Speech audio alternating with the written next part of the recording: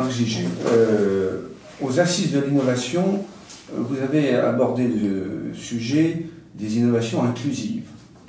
La question ne serait pas plutôt de reprendre le thème du progrès? Oui, alors ça c'est une question forte, parce que dans le monde aujourd'hui, le terme de progrès remplace le terme innovation de plus en plus. En Inde, il parle gestion du progrès, management du progrès, etc. La France a une relation ambiguë au progrès. Ça vient d'Aristote, hein, qui disait que le progrès ne vaut que s'il est partagé par tous. Hein, dans le concept de progrès, il y a une amélioration. Il y a un progrès humain, il y a un progrès médical, c'est mieux, ça fait moins mal, coûte moins cher, ça pollue moins, etc. Innovation, c'est un terme neutre. Et d'ailleurs, dans le dictionnaire, on dit que ça a remplacé le terme de progrès, parce que l'innovation, c'est introduire quelque chose de nouveau dans la réalité.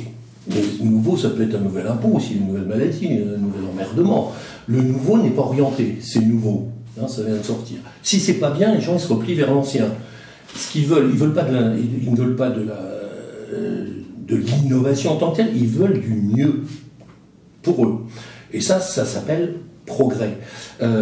Et on a du mal à passer à cela. Pourquoi? Parce que les deux guerres mondiales et choses comme ça fait qu'on a perdu cette vision. La France était progressiste, elle imposait le progrès au monde entier, les valeurs de progrès. Quand vous passiez le certificat d'études en France dans les années 1900, vous receviez un gros bouquin qui s'appelait Le Progrès, qui montrait que ça allait dans le bon sens, vision pastorielle, les choses s'améliorent et la France est le vecteur du progrès. Bon. Après toutes ces déboires, je dirais la boucherie, la Shoah, on n'ose plus parler de progrès. Et le cœur de l'Europe, France, Allemagne et tout, le terme de progrès est venu en disant, vous savez, je vous laisse le dire, si vous trouvez que c'est du progrès, ce qui se passe. Et dans les conférences internationales, où tout le monde parle de progrès, on dit, s'il y a quelqu'un qui vous dit que progrès, ça n'existe pas, ça doit être un Français plus de 50 ans. Vraisemblablement. À part ça, tout le monde pense que le progrès, c'est mieux que ça. Et aujourd'hui, on a un retour des valeurs des progrès. Les entreprises n'hésitent plus à remettre le terme progrès, et progrès, ça se mesure. Alors, évidemment, ça ne marche pas tout le temps. On dit, mais regardez, on avait inventé tout un tas de choses à belle époque, il y a eu la guerre de 14, l'horreur, puis après ça a recommencé. Et là, comment donc, Kant, il a analysé cet aspect, il dit progrès, c'est pas un concept explicatif, que c'est toujours mieux. C'est un idéal de la raison vers lequel on doit tendre. On doit améliorer les choses. Sinon, si c'est pas pour améliorer la vie, les gens n'ont aucune envie de changer. Si c'est pire, vous voyez, le compteur connecté, on leur dit il est connecté, ils vont pas tomber à genoux par terre parce que le compteur est connecté. Est-ce que ça améliore leur vie? Oui ou non? Et donc aujourd'hui on a un mouvement mondial qui va vers le progrès, on appelle ça entreprise contributive, bien commun, inclusif, c'est-à-dire qu'on n'oublie personne. Au point même que par exemple en Inde, ils nous disent mais innovation pour les Français, je comprends pas, parce que nous, vous avez été un modèle. Quand il y a eu la grande révolution sociale du 19e siècle, vous avez mis l'eau à tout le monde. On n'a pas encore l'eau à tout le monde. Hein. Et quand vous avez mis l'eau dans toutes les campagnes, vous mettiez l'eau une maison sur 3, une maison sur 2 ou à toutes les maisons? Juste pour savoir. On leur dit, à toutes les maisons. On dit, vous voyez, et l'électricité, c'est pareil. On disait, tiens, toi non, toi oui, parce que t'es plus riche, toi machin. Et les gosses à l'école, vous avez mis tous les gosses ou pas tous les gosses? Et quand vous vaccinez, vous vaccinez 1 sur 4 ou vous vaccinez tout le monde avec votre BCG? On dit, voyez, c'est ça que vous avez fait dans le monde entier, c'est inclusif, c'est-à-dire que tout le monde a accès. Et on voit aujourd'hui, hein, j'ai les jaunes et tout, on vous dit, vous êtes passé sur des concepts très first, je sais plus quoi, client, celui qui a les moyens de payer un iPhone à 200 000 balles, quoi. Hein, c'est-à-dire à une élite, quoi, en fait. Et donc, du fait de la montée des pays émergents, on a retour, on dit inclusif, mais en fait, le terme de progrès correspondait à ça. On parlait de progrès social, progrès éducatif, etc. C'est-à-dire qu'on améliore la condition humaine. Et on revient aux valeurs de la Renaissance qui dit l'innovation, l'objectif c'est d'améliorer la condition humaine, améliorer la relation entre les hommes, améliorer la vie dans la cité et améliorer la relation à la nature. Donc on revient sur cela avec toutes ces... Vous avez vu la loi Pacte, etc., qui, en fait, malheureusement, qui rentre dans ce qu'ont su les Américains, on aurait pu apporter une contribution un petit peu plus élaborée et intelligente. C'est pas que l'entreprise a une mission, c'est très religieux, une mission, je me attribue une mission. Est-ce qu'on contribue au bien commun? Quelle est sa raison d'être? Quelle est sa philosophie? Quel est le sens?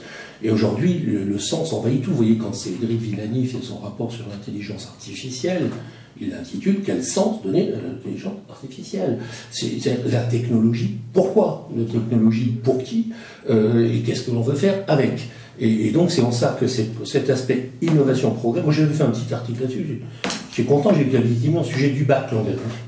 La société ne réclame pas l'innovation, elle réclame du progrès. Donc vous avez, effectivement, et on les comprend. Aujourd'hui, les gens ne voient pas le mieux. On dit on nous pique nos données, apparemment ça facilite la rentabilisation des choses. Moi, au niveau de mon logement, il est plus cher, il n'est pas plus grand, les transports ne s'améliorent pas vraiment, l'accès à l'éducation, si on est à Bondy-Nord, on n'ira jamais dans une grande école, il ne faut pas nous raconter les blagues, la santé, on hésite à se remplacer les dents, quand même basique, enfin, ou des choses comme ça. Non, il y a un décalage réel que l'on voit, que l'on vit. Nous, les études sociologiques, ça fait 10 ans elles alertent sur le fait que les gens ne sont pas satisfaits, hein, que ça va péter et qu'ils vont voter n'importe comment. Hein, du coup, ils vont se jeter dans les bras du premier Trump qui passe, parce qu'il y a un décalage entre le potentiel de tous ces mouvements technologiques et son utilisation pour la société, où les gens techno ne voient la société qu'à travers leur techno. Par exemple, je retournais un truc, je me dis, mais comment un monsieur qui doit être informaticien, il faut que les gens apprennent à changer de logiciel. Ça, c'est marrant, il pense qu'à Bologne, c'est du hardware et qu'il suffit de changer le logiciel pour qu'il soit dans les codes nouveaux. Il faut qu'on apprenne à changer le logiciel. Forcément, c'est son métier, il fait du logiciel, il voit. Ils ne connaissent pas assez la société. Et la rébellion qu'on a aujourd'hui est assez classique, parce qu'en analysant les grandes vagues d'innovation, j'ai fait beaucoup de travaux historiques, on a les mêmes vagues, on a les vagues scientifiques, bon, ça se passe entre les scientifiques, bon, ça ne se voit pas trop, on invente, par exemple, la mathématique, la physique. Après, on a une phase techno, on combine ça en techno.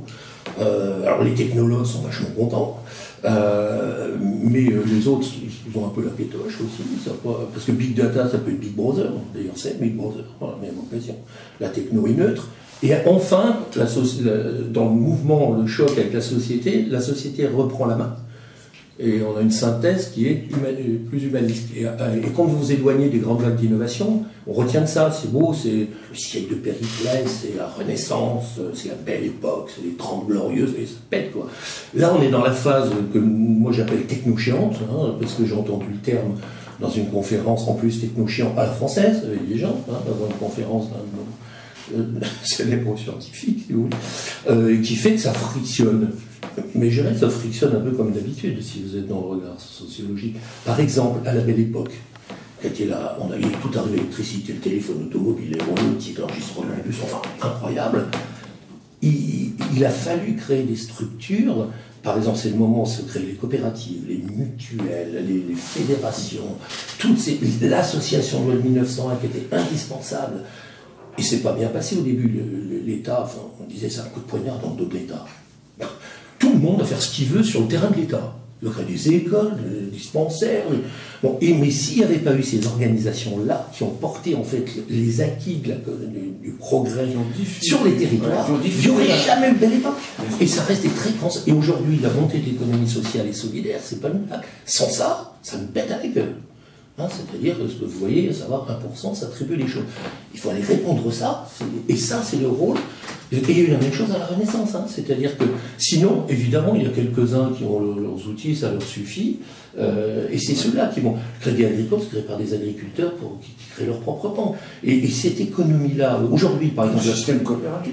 Ce qui progresse le plus aujourd'hui, normalement, c'est la coopérative, y compris en France. 1,2 milliard de personnes dans le monde travaillent dans les coopératives, et ça monte. Parce que ça répartit, il y a un équilibre. Une façon de répartir les bénéfices du progrès. Voilà. Et donc c'est pour ça qu'on est au niveau des organisations, on va monter. Et on revient, la France est plutôt traîne les pieds sur cette évolution vers le progrès, parce qu'ayant vécu l'horreur des 2 guerres mondiales, enfin vous étiez mondiales, mais plutôt ici que si vous étiez au Pérou ou en Californie, hein, c'est loin. On l'a vécu dans notre chair, tout ça. Bon, on a perdu 5 millions d'enfants, enfin c'est comme ça fait vieillir le pays, la première guerre qu'entraînait la deuxième. Pour ça que j'en dis progrès. Et les autres, je me dis que c'était automatique. Et Kant, On dit, mais si c'est pas pour améliorer la vie des gens, parce que vous voulez, on ne va pas s'amuser juste parce qu'il y a 3G, 4G, 5G, 18G, je m'en fous. 400 gigahertz passer à 500.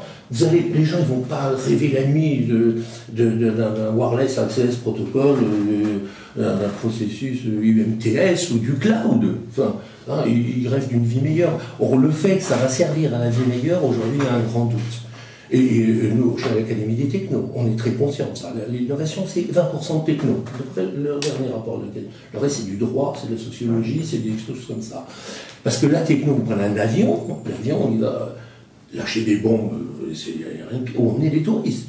C'est un avion, c'est le même d'ailleurs, pratiquement. Vous prenez, je ne sais pas, la chimie, ça vous donne l'aspirine. Encore aujourd'hui, le plus grand médicament, c'était le premier, ou tu peux faire du gaz dans les tranchées, vous dites, mais même un marteau, vous enfoncez un clou, le crâne de la voisine, c'est pas la photo-marteau, c'est juste ça, quoi. C'est-à-dire que la techno, sans les valeurs, science sans conscience, n'est qu'un ruine de là. Mais Einstein disait, le progrès technique, c'est confier un pistolet mitrailleur à un psychopathe. Bon. Et puis, immédiatement, il faut le contrôler, parce que et vous voyez ce que fait Facebook avec ses données, mais il remet même en cause la démocratie des pays.